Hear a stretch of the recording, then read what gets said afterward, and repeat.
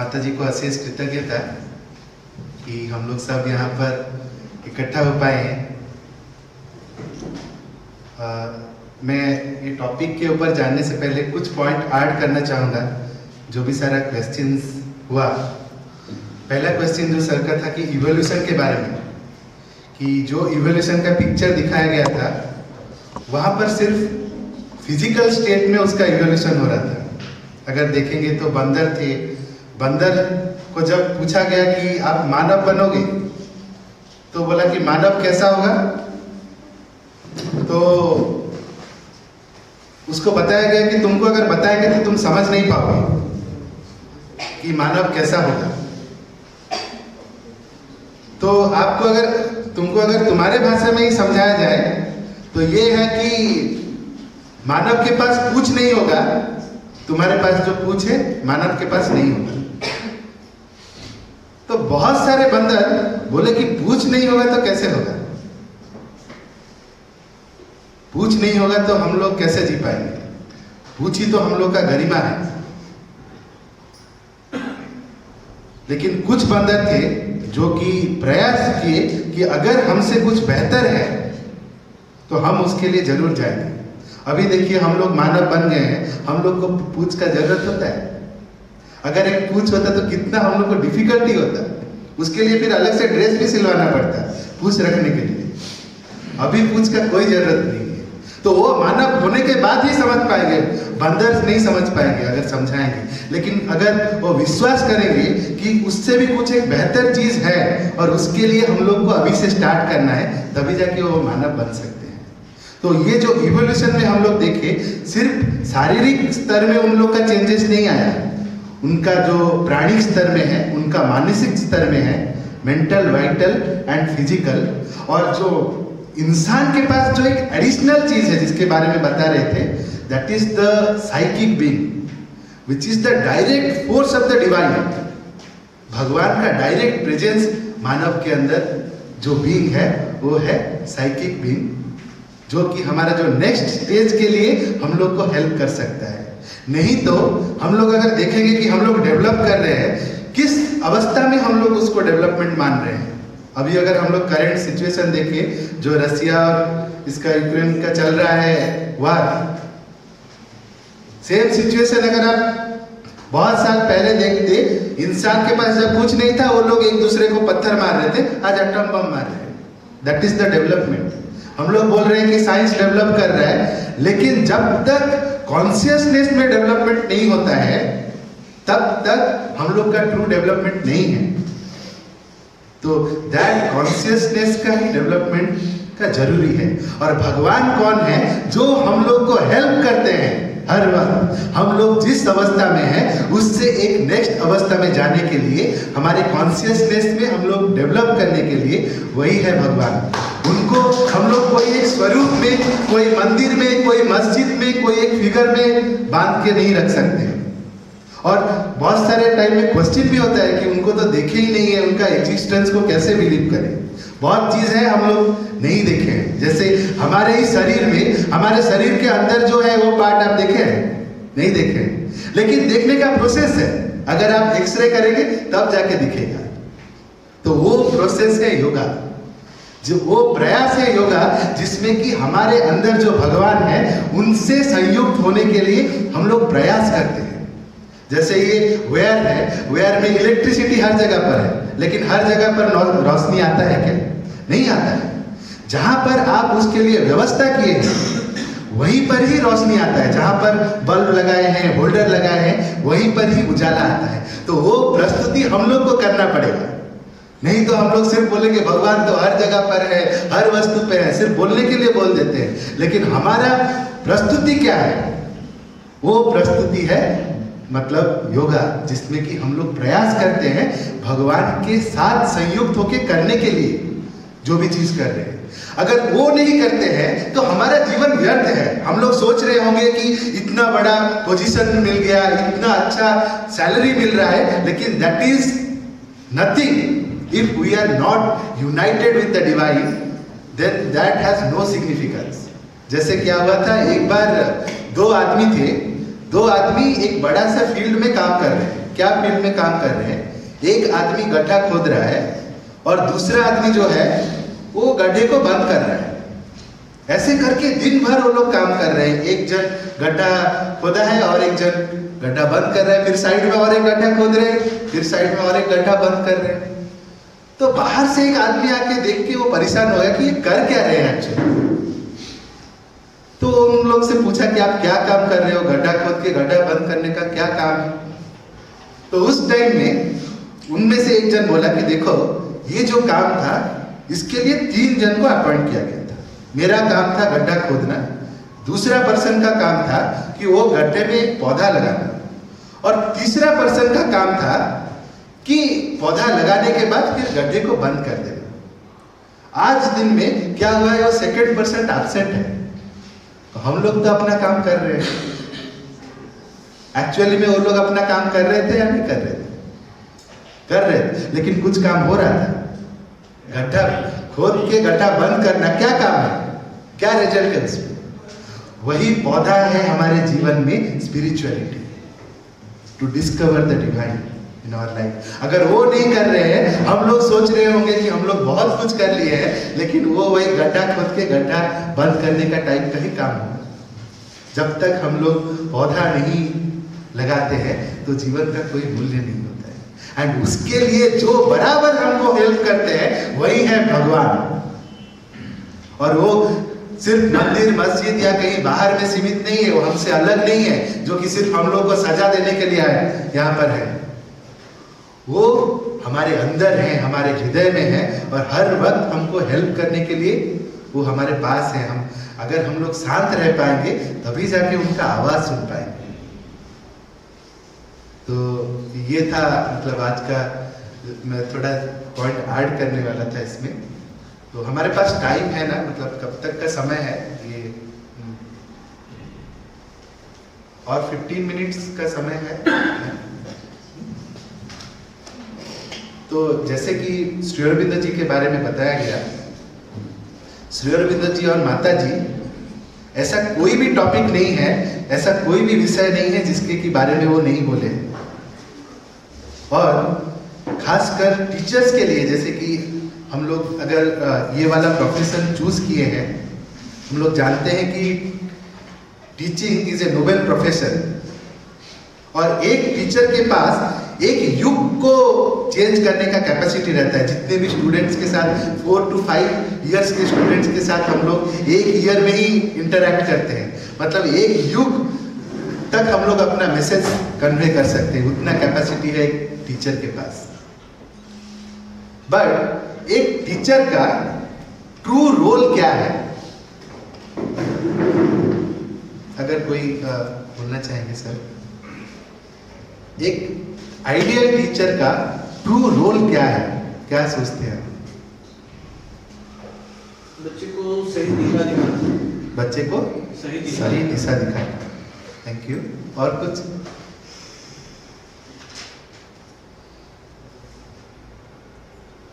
मतलब हम जिस दिशा में गए हैं हम लोग को, हाँ, जो एक्चुअली क्या जो मतलब ज्ञान है, एक्सपीरियंस है, वो नेक्स्ट जनरेशन में संचार करना, मतलब सर्कुलेट करना, यही सही तरीका से। ओके। जो हम लोग सीखे हैं उसको बांटना, जो ज्ञान हम लोग को प्राप्त हुआ है उसको सब में सर्कुलेट करना। और कुछ?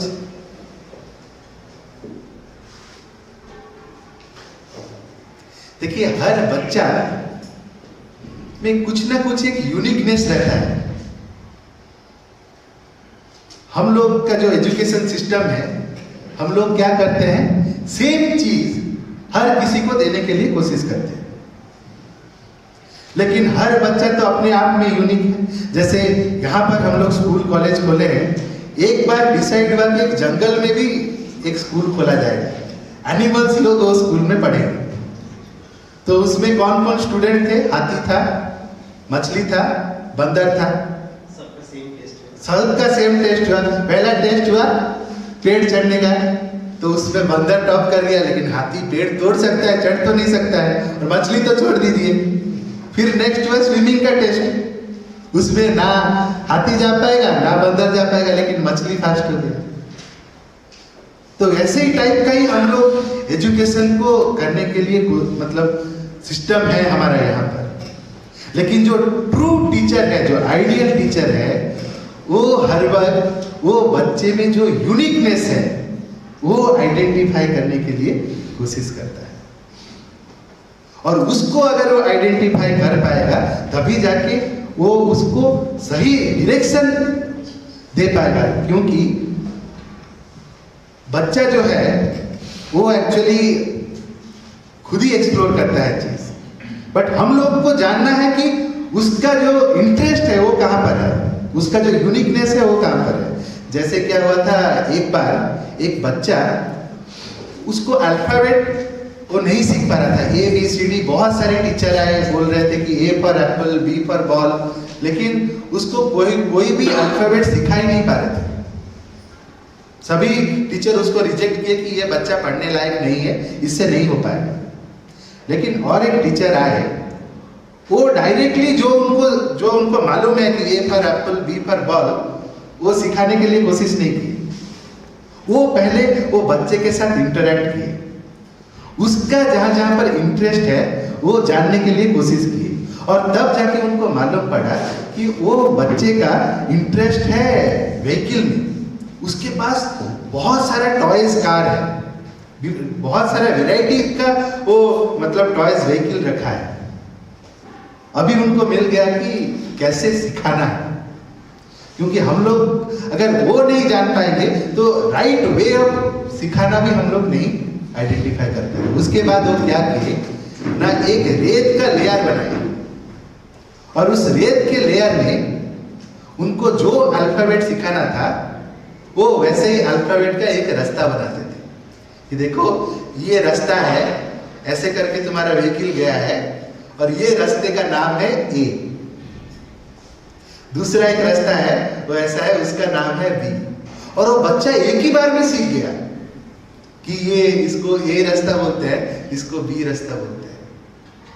तो वो यूनिकनेस अगर हम लोग आइडेंटिफाई कर पाएंगे तो बच्चा जो चीज नहीं सीख पा रहा है बोल के हम लोग कंप्लेन करते हैं, तो वो बहुत आसानी से उसको सिखाया जा सकता है अगर उसको उसके वे पे समझाया जाए। और दूसरा एक चीज हम लोग देखते होंगे कि बहुत बार हम लोग उनको सही डायरेक्शन देने के लिए कोशिश करते हैं, लेकिन वो लोग हमारा बात नहीं सुनते, हमारा बात रिसीव भी नहीं करते। इसके पीछे क्या रीजन है?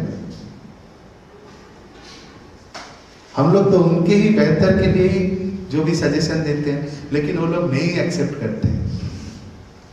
क्या होगा उसका रूट कॉज?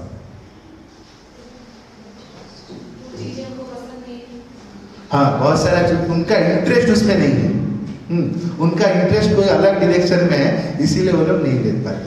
और कुछ बच्चे को टीचर पसंद नहीं है। टीचर पसंद नहीं है, टीचर पसंद नहीं है मतलब कि वो टीचर जिस पॉइंट ऑफ व्यू या जो मेथड में, हाँ, द वे ऑफ टीचिंग पसंद नहीं है। और कुछ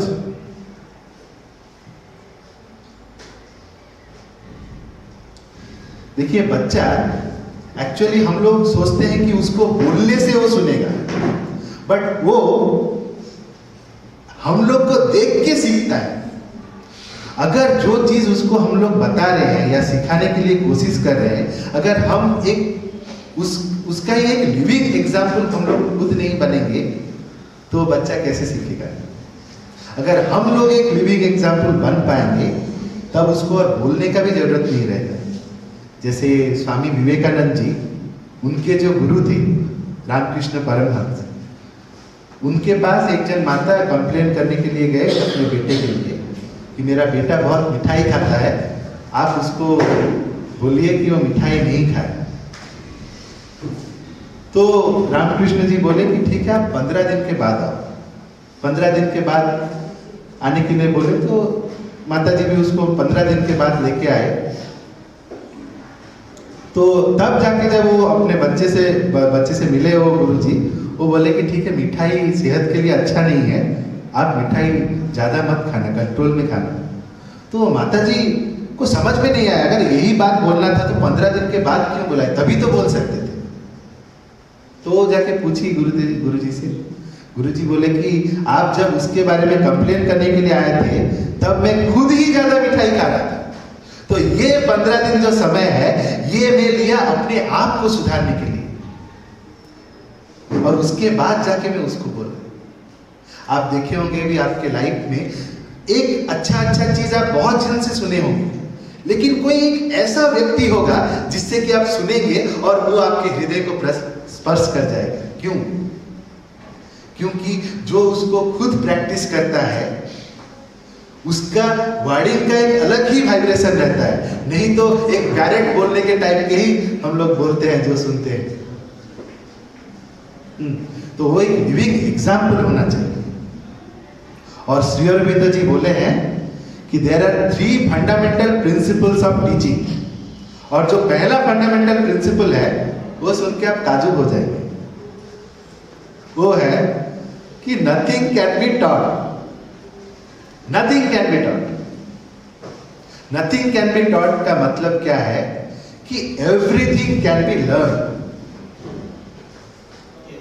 वी नो कि जो माता जी है, मतलब जो माँ है, वो जब अपने बच्चे को सिखाती है वो क्या सिलेबस लेके उसके पीछे भागती है। जो छोटा सा बच्चा रहता है लैंग्वेज सीखने के लिए, आज ये लैंग्वेज सिखाना है, ये वर्डिंग सिखाना है, कल वो वर्डिंग सिखाना है, सिलेबस कंप्लीट करते हैं। कैसे सीखता है बच्चा? उनके साथ जब वो डे टू डे एक्टिविटीज में वो इंटरैक्ट करता है वहीं से ही वो अपने आप सीख जाता है। तो वो एनवायरनमेंट प्रोवाइड करना है जिसमें कि बच्चा खुद ब खुद सीखेगा। अगर एक बच्चे को आप शेर के बारे में बताओगे कि शेर का कलर ऐसा है, वो ऐसा साउंड करता है, उससे अच्छा है कि उसको जू में लेके छोड़ दो, वो उससे ज्यादा नॉलेज वो गेन करेगा। तो वैसा एनवायरनमेंट अगर हम लोग क्रिएट कर पाए जिसमें कि बच्चा खुद ब खुद सीखेगा, और उसके लिए टीचर को बहुत पेशेंस का जरूरत है, क्योंकि बच्चे बार बार आप मतलब टीचर के पेशेंस पे ही अटैक करते हैं। वो ऐसा काम करते हैं बहुत सारे बच्चे जिसमें कि आप पूरा विचलित हो जाएंगे, जानबूझ के बहुत सारे करते हैं। लेकिन वहां पर ही हम लोग को पेशेंस रखना है, तभी जाके हम लोग उनको डरा के या उनको कुछ थ्रेटन देके जो सिखाने के लिए कोशिश करते हैं वो कुछ समय तक रहता है। शायद हम लोग के प्रेजेंस में वो डर के नहीं करेंगे, लेकिन वो लर्निंग उनका लाइफ लॉन्ग लर्निंग नहीं रहता। वो लाइफ लॉन्ग लर्निंग कैसे रह पाएगा? ये एक रियल इंस्टेंस है। एक बार एक बच्चा था जो कि जहां पर भी उसका इंटरव्यू होने के लिए जा रहा था स्कूल में, हर वक्त वो कुछ उल्टा सीधा क्वेश्चन करता था, वो खुद करता था टीचर को, और सारा स्कूल उसको रिजेक्ट कर देते थे। तो कहीं पर भी उसका एडमिशन नहीं हो पाता था। लेकिन उनकी माताजी जो है वो बोले कि अगर तुमको भगवान बनाए तो तुम्हारे लिए जरूर कोई ना कोई स्कूल होगा। और उसका दाखिला होता है एक स्कूल में। एक्चुअली एक टीचर जो कि एक स्कूल स्टार्ट किए थे एक पुराना रेलवे बॉगी में, वो बच्चों को पढ़ाते थे, वहां पर ही उसका दाखिला हुआ। वो बॉगी बहुत ही पुराना था, लेकिन वो उसको बहुत सुंदर करके सजा के क्लासरूम बनाए थे। पहला दिन गया तो इसका आदत है कि उल्टा सीधा क्वेश्चन पूछेगा, बहुत सारा उल्टा सीधा क्वेश्चन पूछा सर को। और जो सर थे वो इतना पेशेंटली और इतना अच्छे से वाइडर पर्सपेक्टिव मतलब ये से उनका आंसर दिए, वो बहुत खुश हो गया। लेकिन वो अपना शरारत नहीं छोड़ा। नेक्स्ट डे आया। नेक्स्ट डे आके क्या किया, जो क्लासरूम को वो इतना सुंदर से सजा के रखे हैं, वो एक चारकोल लिया और चारकोल लेके पूरा वॉल में मतलब ऐसा ऐसा करके घिसने लगा, जानबूझ के कि अब तो मुझको निकाल देंगे, क्योंकि देखिए इतना अच्छा ये था, मैं उसको खराब कर दिया चारकोल लेके। जो टीचर आए जब वो एंट्री किए, वो सोचा था कि अभी तो गाली पड़ेगा मुझको, लेकिन वो टीचर उसको अप्रिशिएट की, बोले कि इतना अच्छा तुम आर्ट बनाए हो, कितना सुंदर तुम्हारा आर्ट का स्किल है, लेकिन मैं चाहता हूं कि तुम ऐसा आर्ट डेली बनाओ वॉल में। तो आज का तो कोटा तुम्हारा हो गया, बना चुके हो, अभी कल के लिए बनाना है। तो अगर कल बनाओगे तो आज जो तुम बनाए उसको क्लीन करने से ही तो तुम कल बनाओगे, तो अभी जाओ सबको क्लीन कर। तो तो वो जब गया क्लीन करने के लिए, देख रहा है जितना भी क्लीन करने के लिए कोशिश कर रहा है वो चारकोल में मार दिया गया है तो नहीं हो रहा है। तब जाके वो रियलाइज किया, अगर मुझको कोई चीज मैं सुंदर नहीं बना सकता हूं तो उसको बिगाड़ने का मुझको कौन अधिकार दिया। तो जो मैसेज हम लोग उनको कन्वे करना चाहते हैं, अगर राइट वे में उसको कन्वे कर पाए तो that learning will be for the entire life. सिर्फ टीचर के प्रेजेंस में ही वो वैसा नहीं करेगा, वो तो प्रिटेंशन होगा, वो लर्निंग नहीं होगा कि टीचर को देख के वो अपना स्वभाव चेंज करेगा। जो सेकंड प्रिंसिपल है कि mind should be consulted for its own growth. जो भी हम लोग आज सत्य बोल के मानते हैं उसका एक ग्रेटर ट्रूथ है हर वक्त, और बच्चा जैसे वो ग्रेटर ट्रूथ की ओर जा पाएगा उसके लिए उसको प्रयास करना है, उसको देखने के लिए उसको मतलब इंस्पायर करना है, नहीं तो जहां पर है वहीं पर ही सीमित रह जाएगा। जैसे क्या हुआ था, एक बार एक स्कूल में क्लास चल रहा था और एक स्कूल के इंस्पेक्टर आए विजिट में, और सडनली क्लासरूम में घुस गए। घुसने के बाद एक स्टूडेंट से क्वेश्चन किए कि बोलो कि अर्थ सन के चारों तरफ घूमता है या सन अर्थ के चारों तरफ घूमता है। तो वो जो स्टूडेंट था वो स्कूल आता नहीं था रेगुलरली, बहुत कम टाइम स्कूल आता था। अभी उसको आंसर देना है, प्रिंसिपल भी आ गए कि क्या आंसर देंगे, सब उसको नोटिस किए कि क्या आंसर देंगे। तो वो बच्चा सोचने लगा, देखो मैं तो स्कूल डेली आता हूँ, मेरा स्कूल तो जहां पर है वहीं पर ही है, लेकिन मैं देखता क्या हूं कि हर डे ईस्ट में सनराइज होता है और वेस्ट में क्या हो जाता है, सेट हो जाता है। तो बोला कि अर्थ फिक्स है, सन उसके चारों तरफ घूमता है। तो जो इंस्पेक्टर थे वो पूरा भड़क गए, वो बोले कि यही शिक्षा तुम दे रहे हो, यही लर्निंग तुम दे रहे हो कि सन अर्थ के चारों तरफ घूमता है।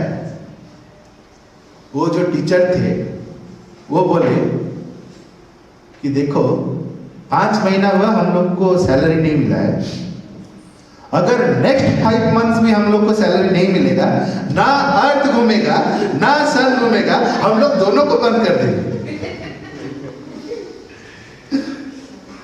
तो ऐसा है कि देखिए वो बच्चा जो बोला वो झूठ नहीं है, जो उसको फिजिकल आई में देखा वो वही बोला, लेकिन उससे भी एक ग्रेटर ट्रूथ है जो कि माइंड को पता है मेंटल लेवल पे कि अर्थ सन के चारों तरफ घूमता है, but that is also not the final truth. उसके ऊपर भी एक स्पिरिचुअल ट्रूथ है कि ना सन घूम रहा है ना अर्थ घूम रहा है, दोनों के लिए घूमने के लिए जगह ही नहीं है, क्योंकि everything is full filled with the consciousness, the energy. तो ये माइंड हमको हेल्प करेगा एक ग्रेटर ट्रूथ की ओर जाने के लिए। So mind should be consulted for that. और जो थर्ड प्रिंसिपल है लास्ट, कि नियर टू फार, इसका 2 डायरेक्शन है कि बच्चे को जब हम लोग सिखाते हैं कुछ चीज, जो चीज वो अपने आसपास देख पाता है, अपने एनवायरनमेंट में देख पाता है, वहां से स्टार्ट किया जाए, फिर जाके जो दूर चीज है उसके बारे में बताया जाए। That is the near to far. और उसका दूसरा डायरेक्शन है हमारे सबसे निकट में, हमारे हृदय में भगवान है। हम लोग अगर उनको डिस्कवर करने के लिए कोशिश करेंगे, उनको अगर उनका डायरेक्शन सुनने के लिए हम लोग अगर प्रयास करेंगे, और वहां से अगर हम लोग दुनिया को देखेंगे तो दुनिया को बहुत बेहतर तरीके से हम लोग समझ पाएंगे। So we should start our inner journey. जब ये कोविड का टाइम आया था, लॉकडाउन था हर जगह पर, उस टाइम में एक बहुत ही अच्छा मैसेज था कि if you are not able to go outside, try to go inside. क्योंकि हमारे अंदर ही उनका प्रेजेंस है, जो कि हमारे बहुत ही अच्छे एक दोस्त हैं, हम लोग को हर वक्त गाइड करने के लिए हमारे साथ हैं। तो जो टीचर है, अगर वो वही भगवान को डिस्कवर करने के लिए अपने अंदर में अगर वो बच्चे को इंस्पायर कर पाएंगे, तो जाके उसको हर वक्त लाइफ में और किसी का जरूरत नहीं रहेगा, अगर भगवान का प्रेजेंस को फील कर पाएगा। तो यही था जो श्री अरविंद जी का मैसेज है, the 3 fundamental principle of teaching.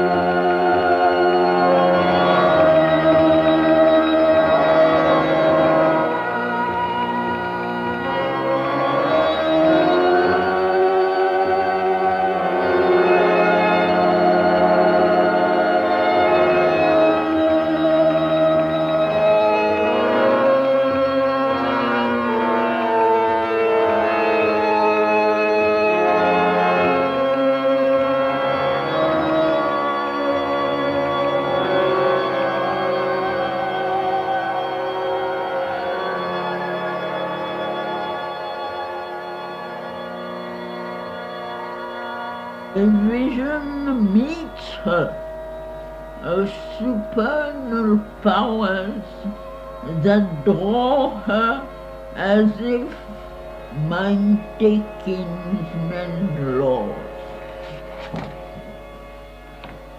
Approaching with strange, great, luminous gaze, then is she moved to all that she is not, and stretches arms to what was never hers.